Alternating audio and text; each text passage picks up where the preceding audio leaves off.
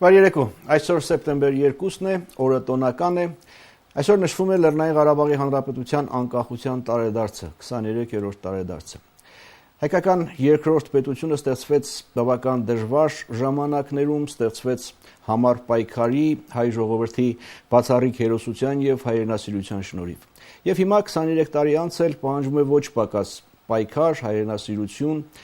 այս պետությունը պահել, պահպանելու, զարգացնելու համար։ Սա երկրի հարցը ծրագիրն է, ես այսօր զրուցելու եմ Սլավոնական համալսարանի իրավունքի եւ քաղաքականության ինստիտուտի տնօրեն Լարիսա Ալավերդյանի հետ։ Բարերեկո, Ալավերդյան, եւ ասեմ շնորհավոր։ Եթե փորձենք դուրս գալ շատ ընդունված գրքային ձևակերպումներից, ինչ օր է այսօր ձեզ համար։ Ես պետք է ասեմ, դա մեր ազգային գիտակցության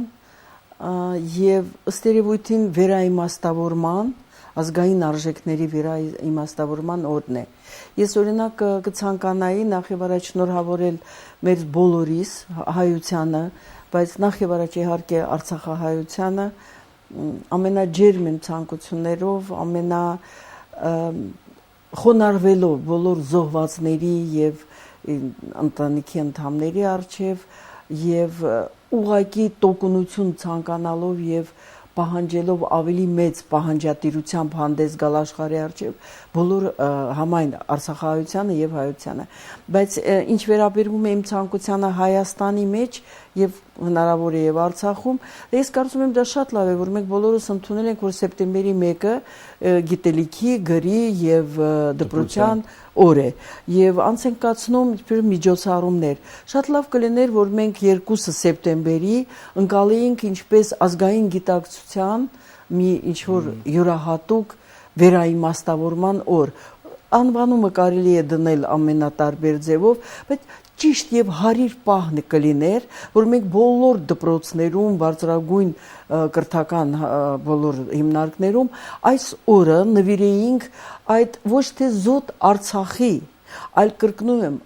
հայության համար նշանավոր այս օրը։ Կարծես թե մեր մեջ դա ընկալվում է որպես պահիտակ կամ ընդհանրապես սիտուացիոն ինչ որ մի բան, թեկուզ շատ կարևոր, շատ լավ եւ այլն։ Այնինչ սա բախտորոշ մի օր պետք է համարվի, այն մեր քայլերի մեջ, հայության քայլերի մեջ վերին աստիճանի նշանավոր մի օր, որով մենք իմաց ենք տվել աշխարհին, որ հայությունը գոյություն ունի եւ նա իրավունք ունի հանդես գալ աշխարհի առջև ոչ թե մեկ պետությամբ, այլ կարող է երկու պետություններով հանդես գալ։ Ասել կուզեք, թե սեպտեմբերի 2-ը որպես ազգային գիտակցության իմաստավորման, վերաիմաստավորման օր համարժեք ընկալում, գնահատանք եւ արժեվորում չի ստացել ինչ որ։ Բացարձակապես, գիտեք, հակառակը, ես կարծում եմ առաջի տարիներին, ասենք առաջի 10 տարիներին մենք դա ընկալել ենք ինչպես հրաշքի հավասար մի բան, լավ իմաստով, որ ինչ լավ է, որ մեր ուժը, հայության ուժը այսպես միավորելով եւ Արցախահայությունը գիտակից ձևով գնացել է այդ քայլերին, այդ քայլերի հաջորդականությամբ իրականացնելուն, բայց կարծես թե հետագայում դա դարել է սովորական օրերից մի օր եւ կարծում եմ, որ ոչ մեր պատմական միտքը, ոչ հասարակագիտական, այլևս չեմ ասում պաշտոնական, պետական միտքը այդ ուղղությամբ չի ավելացրել ոչինչ։ Եվ այստեղ կա այնպիսի պարտքի մի զգացում, թեկուզ հենց անձամբ իմ մոտ, որ ես կարծում եմ մենք պետք է իրապես մտավորականությունը, որը կարծում եմ այսօր որպես խավ դեռ իր մասին չի դրսևորել իրեն այս հարցում։ Եվ ես կարծում եմ այստեղ կարելի է անել եւ պետք է մենք անենք այնպիսի բան, որ գոնե այսօր մենք ասում ենք 23-րդ ամյակն է, 25-ամյակը մենք հստակեցնենք, որ դա ազգի համար, ազգային գիտակցության համար, ազգի կայացման եւ ապագայի հերահար զարգացման համար մի առանձնահատուկ օր է։ Հիշում եք, սրանից 23 տարի առաջ սեպտեմբեր 22-ը, որտեղ էիք, ինչ էիք անում, ինչով էիք զբաղված։ Սեպտեմբերի 2-ը։ Սեպտեմբերի 2-ը։ Գիտեք, նախ եւ առաջ ես հիշեցնեմ բոլորին, նախ եւ առաջ, որ մենք ինչով ենք ապրում այդ օրերին 31 օգոստոսի, 1 սեպտեմբերի։ այս երկու օրը։ Հիշեցնեմ, որ նախքան այդ տեղի են ունեցել մի 3-4 ամիսների մեջ Ադրբեջանի գիտեք երևի օրինակը չունեցող աննախադեպ ճկունությունը, այդպես ասենք ճակերտներով, հիշեցնեմ, որ տեղի ունեցել սովետական միության մեջ մնալու չմնալու այդ հանրաքվեն, որի մեջ 5 հանրապետություններ, այդ թվում եւ Հայաստանը հրաժարվել է մասնակցել, դա 3 Բալթյան հանրապետություններ, 6-ի դեպ Մոլդովան, Վրաստանը եւ Հայաստանը հրաժարվել են, դա եղել է տեղի ունեցել պետական մակարդակով Գերագույն խորհուրդների որոշումներով եւ հենց այդ նույն Գերագույն խորհրդի, մասնավորապես Հայաստանի որոշմամբ պետք է տեղի ունենար 6 ամիս հետո, պետք է տեղի ունենար Հայաստանում հանրաքվեն։ Այսինքն մենք իսկ Ադրբեջանը համաձայնվել է ավելի քան 90%-ով, որ պետք է մնա։ Ավելին, երբ որ տեղի է ունեցել պուտչը Մոսկվայում, Ադրբեջանը ժամ առաջ, րոպե առաջ շտապել է ասելու իր զորակցությունը հայտնելու այդ պուտչի կազմակերպիչներին։ Եվ ահա երբ որ տապալվեց դա, եւ տապալվեց խայտարակ ձևով,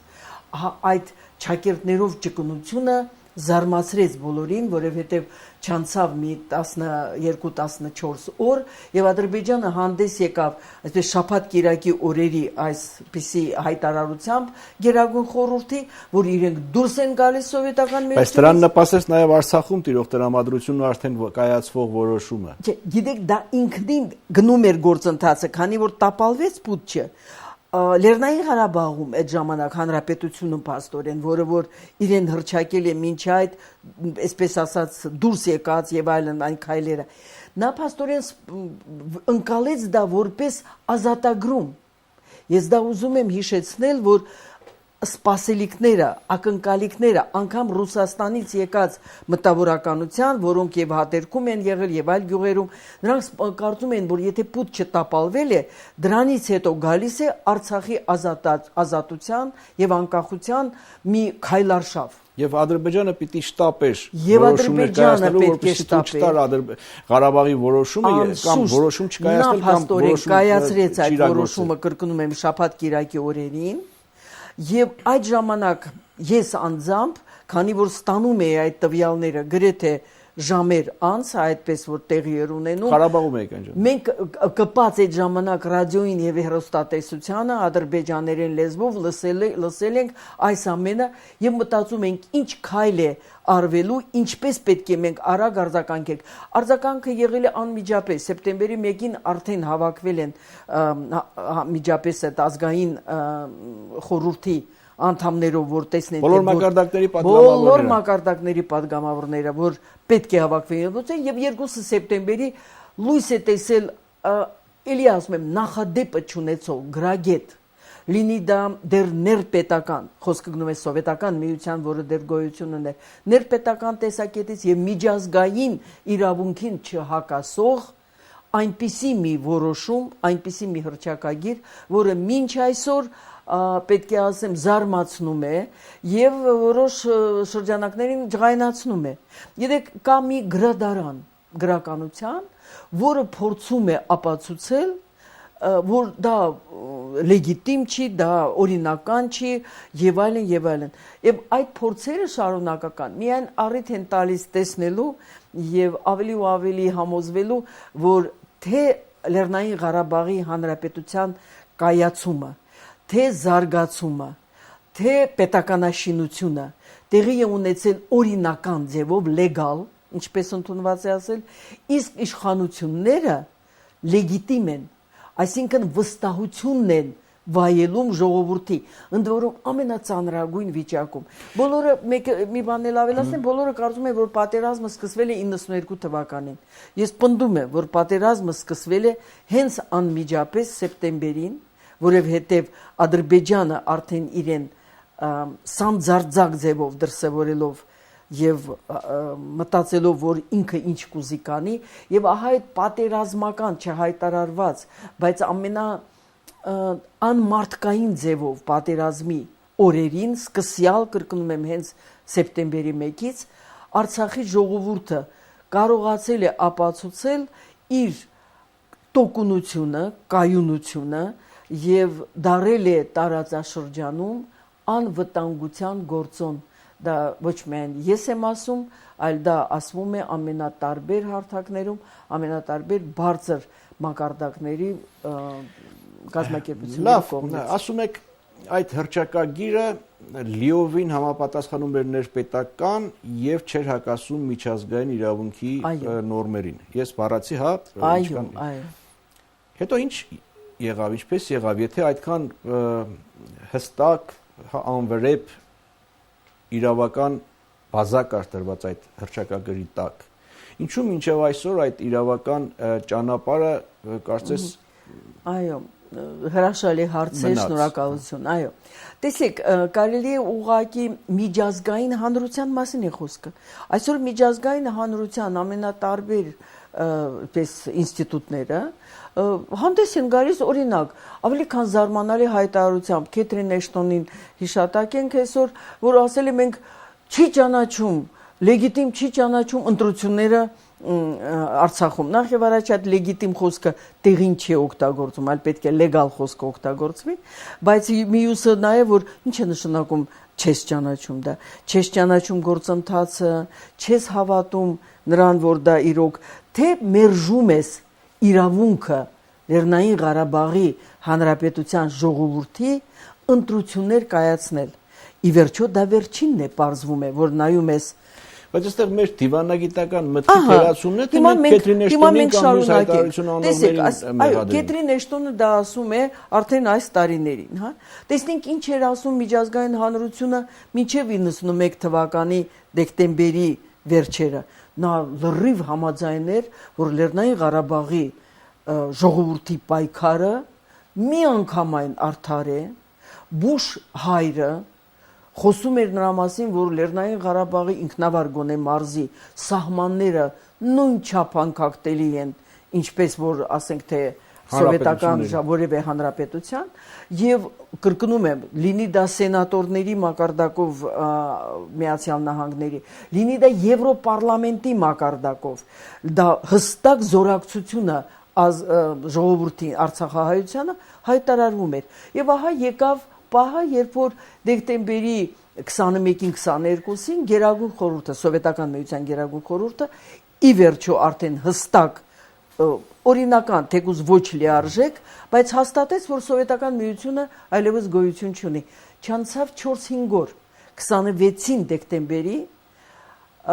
Եվրոպարլամենտը, Եվրամիության պարլամենտը ընդունում է մի որոշում, որը գիտեք պետք է կարելի է միայն անվանել ռուդիմենտ այն 20-րդ դարի հենց անմիջապես առաջի կեսերի այսպես սկզբի։ Այսինքն ընդունում է որոշում, որով որ խորհուրդ է տրվում, այսպես ասած recommendation տալիս են այդ խորհուրդը, որ պետք է ճանաչվեն նոր անկախ պետությունները, որոնք որտեղ առաջացել են, լինի դա Հարավսլավիայի, լինի դա Սովետական միության փլուզման արդյունքում միայն այն սահմաններում եւ միայն միութենական միավորները, այսինքն դա այն 15 հանրապետությունները Սովետական միության մասին եթե խոսում ենք եւ այն սահմաններով, որով իրենք եղել են Սովետական միության մեջ եւ դա հիմնավորվում է այսօր կարելի է դրա մասին խոսել արդեն իրոք միջազգային իրավունքի տեսակետից ավելի քան տարօրինակ միակ սկզբունքի հիման վրա, որը որ իրավաբանական առումով կոչվում է uti possidetis juris, այսինքն ճանաչել այն սահմաններով, որոնք իրենք եղել են։ Հասկանալի է դա այդ պահի համար դա ճշմարտություն է, բայց ահա հայկական դիվանագիտության խնդիրը եղել է ապացուցել այդ սկզբունքի վերին աստիճանի պայմանական լինելը այն առումով, ինչ պայմաններում, ինչ ժամանակների, ինչի համար, ինչ դինամիկայի մեջ, այսինքն դիվանագիտական մեր միտքը ոչ միայն լրացիալ ընդունել է դա, ինչը ինքնին քննադատության պետք է ենթարկվի, այլև հետագայում անգամ փորձեր չեն արվել, որ գոնե մենք մենք ինքներս մերժեինք, մեր հատուկ կարծիքը ասեինք հենց այն առաջի զեկույցի մասին, որը 28-ին փետրվարի արդեն սեղաններիս վրա էր իմ որպես փորձագետի եւ շատ ավելի բարձր մակարդակների վրա դա տեղի ունեցել ԵԱՀԿ այդ ժամանակ ուրիշ ձև էր կոչվում, խորհուրդներ կոչվում, դա փաստորեն տեղի ունեցել մի զեկույց, լույս է տեսել, որտեղ գրված էր Ադրբեջանական Հանրապետության Լեռնային Ղարաբաղի շրջանը։ Բոլոր իմ համեստ ջանքերը որպես փորձագետի էլ ռադիոյով հաղորդումներ, էլ գրել եւ այլն, էլ մեր հանձնաժողովի, որի քարտուղարներ Սորեն Զոլյանը, ղեկավարը Սեյրան Բաղդասարյանը, փորձերը ասելու, որ ոչ մի բան մեզ չի պարտադրում, չի ստիպում լրացիալ առումով ընդունել դա, անմիջապես պետք է հանդես գալ համապատասխան մեր դիտարկումով եւ մեր առանձնահատուկ կարծիքով։ Բայց լրացիք։ Բայց դա անցավ այդպես։ Ես հիշեցնեմ, որ այդ Եվ հիմա կարծում եք այդ լռությունն է պատճառը, որ 23 տարի առաջ դե ֆակտո ստեղծված պետությունը մինչև այսօր դե յուրե չի ճանաչվում։ Այդ լռության պատճառը մենք կարող ենք վերագրել Լևոն Տեր-Պետրոսյանի ժամանակներին, որովհետև դա որդեգրվել է այդ քաղաքականությունը, որ ընդունել եւ միջև անգամ ես իլի պետք է հիշեցնեմ, ինչքան էլ բոլորը դժգոհ են դրանից գոնե այդ ժամանակվա իշխանական խմբի ներկայացուցիչները, որ արդեն 5-ին մարտի Կոմսոմոլսկայա Պրավդա թերթում այդ զույգ եղել է երկու Մութալիբովի եւ Լևոն Տեր-Պետրոսյանի հարցազրույցը տպվել է, որտեղ որ Լևոն Տեր-Պետրոսյանը հստակ ասել է, այո, մենք հասկանում ենք, պատրաստ ենք քննարկել եւ Լեռնային Ղարաբաղի Ադրբեջանի կազմում մնալը, բայց շատ բարձր ինքնավարության կամ ինքնուրույնության եւ այլն։ Բայց դրանից հետո, ասենք լավ է ժամանակ հիշում եմ պատերազմ թե խաղաղություն լրջանալու պահը, դա արդեն 98 թիվներ, մենք հասկանում ենք ժամանակներ անցան, այո, որ դրանից չի հրաժարվել այդ իշխանական այդ խումբը փոխվեց։ Չի հրաժարվել։ Դրանից հետո փոխվեց։ Ինչ փոխվեց։ Ի վերջո եկավ նոր իշխանություն, հանձինս երկրորդ նախագահի եւ կարծես թե մեր բոլորիս հույսը, ի պետք է անձամբ ինձ համար ասեմ, որ այն անձը, որ երևի այդ շերտերի մեջ, այդ մակարդակի վրա լավագույնս գիտեր իրավական փաստարկները եւ փաթեթը, որը վերաբերում է Լեռնային Ղարաբաղին, ես պետք է ասեմ, որ հստակ իրոք լավագույնս ինքը տիրապետում էր։ Մենք հույս ունեինք, որ այն գործընթացը, որը սկսվել է այդ իմ ասած տխրահրճակ այդ զեկույցի ներքո, պետք է սկսվի, եթե ոչ կտրուկ, ապա շատ հստակ մի գործընթաց, մասնավորապես մեր առաջարկությունը եղել է, իմ առաջարկությունը եւս եղել է հետեւյալը, որ հանդես գալ ոչ միայն Մինսկի խմբի շրջանակներում, այլ հենց ԵԱՀԿ-ի, բայց փաստերի ուսումնասիրման այդպիսի կա կոմիտե, դրա ներկայացնենք այդտեղ պաշտոնական մակարդակով այս բոլոր փաստարկները։ Դա տեղի չի ունեցել եւ դա տեղի չի ունեցել մինչ այսօր։ Պաշտոնական մակարդակով երբևիցե Հայաստանը չի ներկայացրել այն իրավական փաստարկները եւ փաստաթղթերի այդ փաթեթը, որով մենք կարող ենք առնվազն կանգնեցնել այն սխալ գործընթացը եւ գոնե կարողանալ ապացուցել, որ անգամ միջազգային իրավունքի տեսակետից կրկնում եմ, դա մեծ միամտություն է, նաիվություն է մոտենալ դրան մի սկզբունքի ներքո, որը կրկնում եմ, չի կարող լինել ընդմիշտ եւ մանավանդ դինամիկ փոփոխվող, մանավանդ այն իրավիճակում, երբ որ Ադրբեջանը շատերի կողմից եւ այդ թվում եւ Ամերիկայի նահանգների սենատի մի խումբ սենատորների կողմից ճանաչվել է, որ Ադրբեջանը ցեղասպանական ակտերով է հանդես եկել Արցախահայության հանդեպ, չեն օգտվել այդ փաթեթից եւ մինչ այսօր դա մնում է, մենք միայն կարող ենք լսել առանձին դեպքերում, լինի դա երկրորդ նախագահը, լինի դա գործող նախագահը, առանձին դեպքերում իրենք հանդես են գալիս այդ իրավական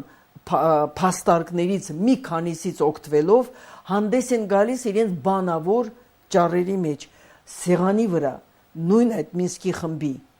շրջանակներում սեղանի վրա չի Մեր հայտնվել իրավական բազան չի այդ տրվել։ իրավական եւ կրկնում եմ ոչ միայն այն փաթեթը, որը կազմվել է եւ որի գիտենք մեր պրոֆեսոր Մանասյանը բավականին շատ աշխատել է, բայց դրանից հետո բավականին շատ գիտնականներ շատ ավելի հարստացրել են, մտցրել են մի բոլորովին այլ փաստարկներ, հիշեցնեմ թե Հայկո Թանջյանի, թե այլոց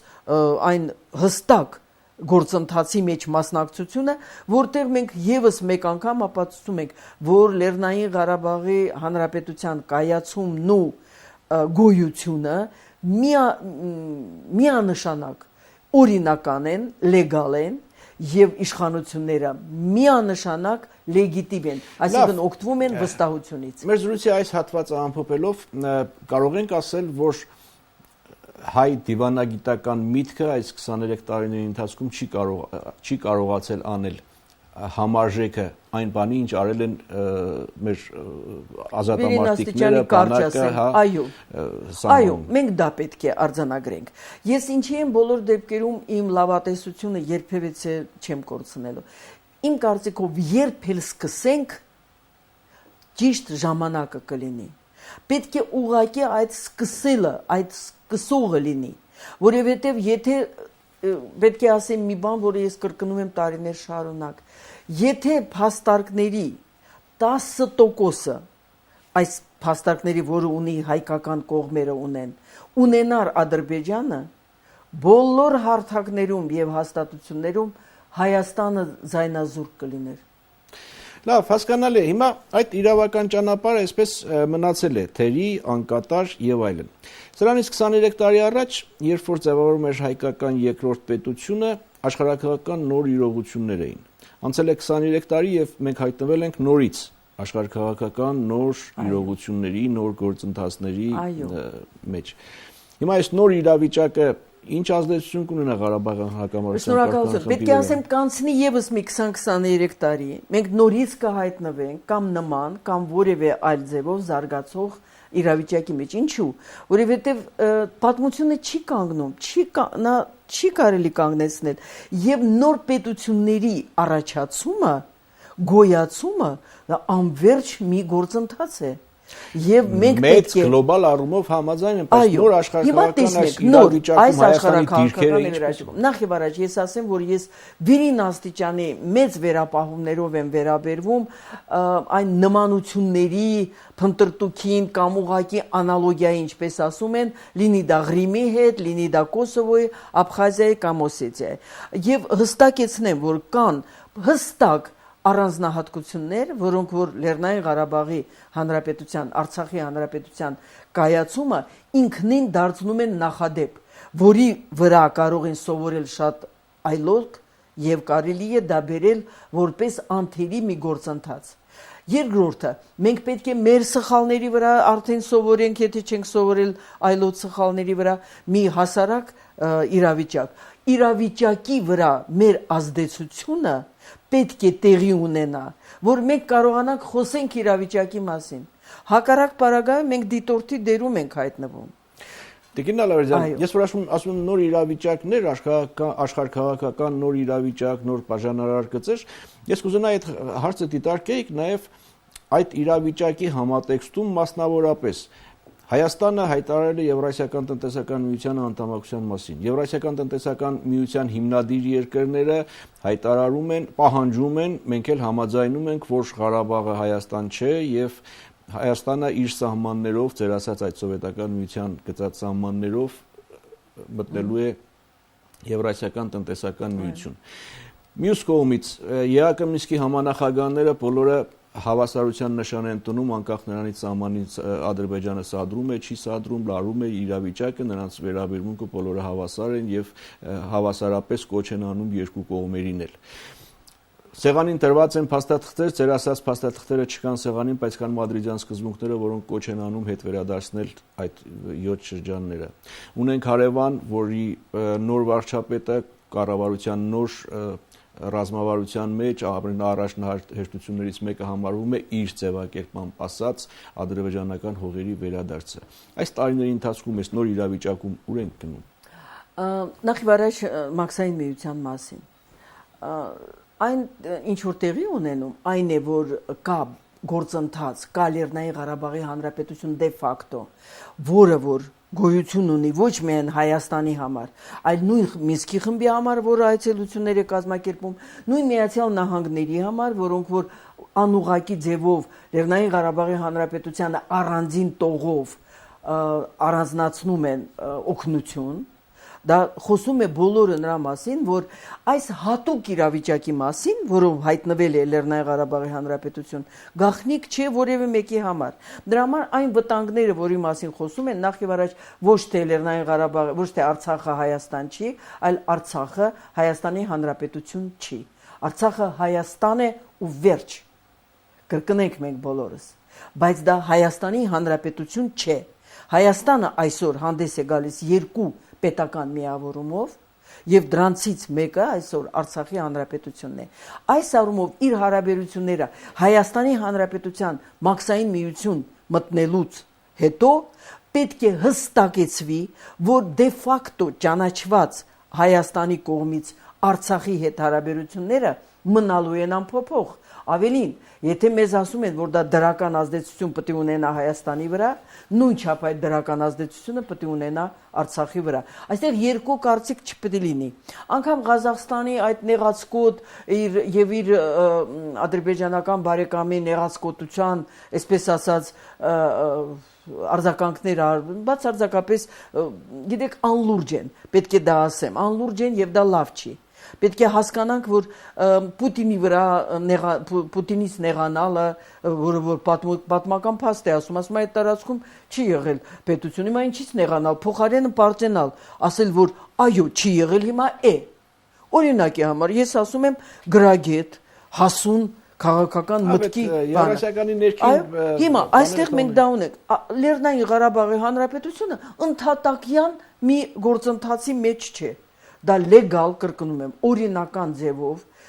ընթանում են գործընթացներ, որոնք այսօր սխալ ուղիով են գնում։ Նույն այդ մադրիդյան, որը ես էլի եմ ասել, չեմ սիրում այդ խոսքը, բայց միշտ մադրիդյան պիղծ սկզբունքներ եմ միշտ ասում, դրանք իրականանելի չեն։ Դրանք, գիտեք, գրասենյակային մտքի արգասիկ են։ Եվ մասնավորապես, օրինակ, չեմ կարողանում դա չասեմ, Օրլիկի այդ ժպտերես դեմքը, երբ որ ինքը ասում է, ահա արդեն սառեցված չէ այս կոնֆլիկտը, կարծես թե նա մեզ շնորհավորում է դրանով, այսինքն տվյալ դեպքում Օրլիկի ոչ հասուն քաղաքական մտքի նպատակը որն է եղել, որ ուղղակի դա լինի չսառեցված, տաքացված մի կոնֆլիկտ, ոչ թե լուծումն է եղել իր խնդիրը, որտեղ չպետք է ուրախանաս նրա վրա, որ սառեցվածը հիմա սառեցված չի։ Այսինքն դրանք միամտության չէ, արգասիկ չէ։ Դա այն աշխարհակաղակական շատ խառը վիճակի եւ դրա արտացոլումն է։ Առավել եւս, եթե մենք տեսնում ենք, որ պարագաները զարգանում են այսպես, մենք տասնապատիկ պետք է աշխատենք։ Ոչ թե պետք է ասել, դե տեսնում եք ինչ է, այսպես է գնում, մենք ինչ անենք, բոլորը այդպես են մտածում։ Դու պետք է անպայման աշխատես փոխել այն, ինչ դու պարտավոր ես փոխելը, այլ ոչ թե ասես, դե ինչ անենք, այսպես է, այսպես չի։ Նախ եւ առաջ ոչ Հայաստանը, Արցախը ավելի քիչ հնարավորություններ ունի, դրա համար պետք է ասեմ Հայաստանը բացարձակապես ջանքեր չի կիրառում գտնել իր դաշնակիցներին այս հարցում։ Այնինչ ինչպես ցեղասպանության ճանաչման մեջ, այդպես էլ Արցախի ճանաչման մեջ։ Մենք ունենք բավականին շատ ապագա կամ պոտենցիալ դաշնակիցներ, որոնց հետ չենք աշխատում։ Մենք հստակորեն միայն արձագանքում ենք Թուրքիայի եւ Ադրբեջանի շատ կներեք արդեն չգիտենք, ասենք խավիարային քաղաքականությանը, ասենք ագրեսիվ, ասենք ցեղասպանական, ցեղասպանակիր պետություններ են այդ երկուսն էլ։ Մենք փաստորեն միայն իրենց ենք արձագանքում, սպասում ենք նրանք մի հերթական միջազգային հումանիստական մոտեցումներին հակասող մի բան ասեն կամ անել, որ մենք արձագանքենք։ Սպառում է ցավոք մեր ժամանակը, կուզենայի խոսեինք եւ ճանաչման գործընթացի մասին Կալիֆոռնիայի նահանգը վերջերս ճանաչեց այդ նահանգային ճանաչման գործընթացը Մինսկի խմբի գործունեության, հատկապես այս լարումների հակասությունների համատեքստում Մինսկի խմբի համանախագահ երկրների միջև, բայց ափսոս ժամանակը ուղղակի բան է, կոնկուրենցիա է։ Պուտինը կարողացավ այս պահում ցույց տալ իր ուժը, իր նշանակությունը այս կոնֆլիկտի, եթե այդպես անվանենք այս իրավիճակը, հիմա անշուշտ նահանգները պետք է հակառակ մի քայլ անեն ապացուցելու համար, որ իրենք կան, այստեղ նշանակություն չունի, թե Արցախի հարցը ինչպես է։ Մեկ նախադասությամբ, ինչպիսին եք տեսնում վաղվա օրը Արցախի։ Միայն պայծառ, միայն պայքարի մեջ եւ միայն հաղթական։ Այս լավատեսական նոտայով ավարտենք։ Շնորհակալ եմ։ Եվս մի անգամ շնորհակալություն եւ շնորհավոր ենք մեզ բոլորիս։ Այսքանը սա երկրի հարցը ծրագիրն էր։ Ես այսօր զրուցում էի Սլավոնական համալսարանի իրավունքի եւ քաղաքականության ինստիտուտի տնօրեն եւ Ղարաբաղի հարցով փորձագետ Լարիսա Ալավերդյանի հետ։ Լավ մնացեք։